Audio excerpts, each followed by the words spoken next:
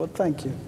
Congressman Gordon, Bart, in 1824, Stephen Van Rensselaer established this institute for the purpose, and I'm quoting, of instructing persons in the application of science to the common purposes of life. In fact, in the founding document, he wrote of, and I quote again, instructing the sons and daughters of farmers and mechanics. Now, you are the son and grandson of a farmer, and you have devoted much energy in the Congress to enabling the application of science to the common purposes of life, our true common purposes.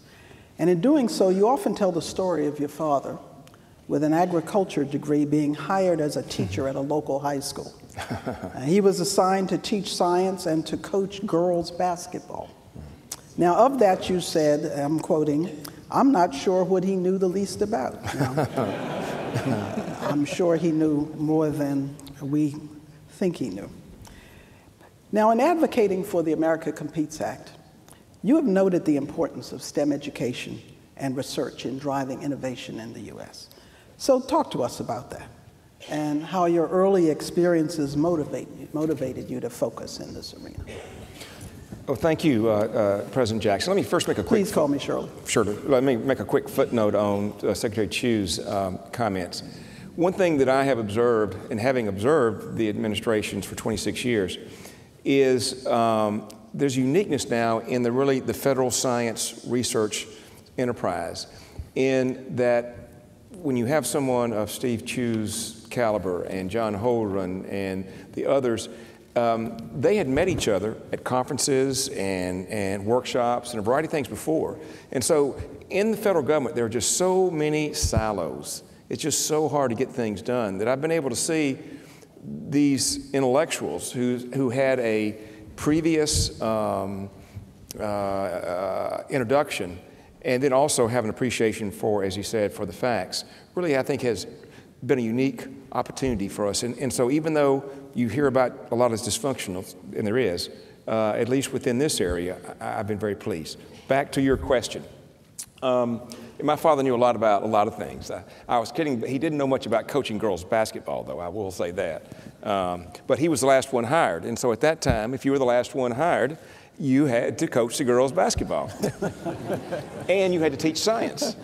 That really is something, my 11-year-old daughter interviewed me. She had an assignment. She had to interview someone and then write a story about it. And she interviewed me last week and said, you know, what are you most proud of in your time in Congress? And I told her the American Competes Act. And the quick history of that, when it'll get to your answer here, was that in 2007, I joined 3 others in a bipartisan, bicameral letter to the National Academies asking them to put together a committee and make recommendations on the competitiveness of America in the 21st century. They put together a stellar group, 2 of which are here at this podium, Steve Chu and Shirley Jackson, as well as folks from the business community. They made a variety of recommendations.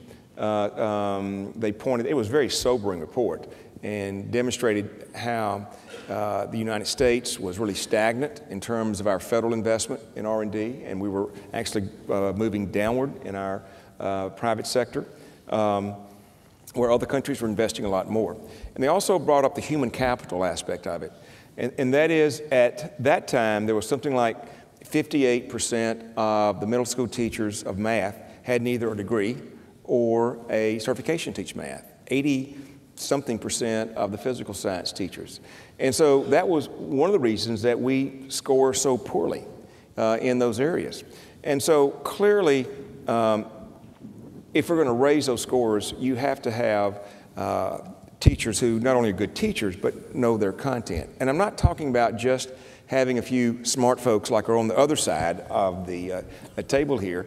The idea, you know, if you invent the digital camera, you still have to have someone on the line that has the ability, whether it's a high school or junior college ability with background in those areas, to be able to perform whatever those, the manufacturing aspect of it. And so a part of what we did is create a program where we provided scholarships and stipends for those students that would go into math or science and education and agreed to teach for 5 years. And the teaching for 5 years was important because half of our teachers leave the profession after the first 3 years. We also wanted to get smart people, like over here on the other side of the aisle, that wanted to teach later, to be able to fast track them in and setting up programs for that.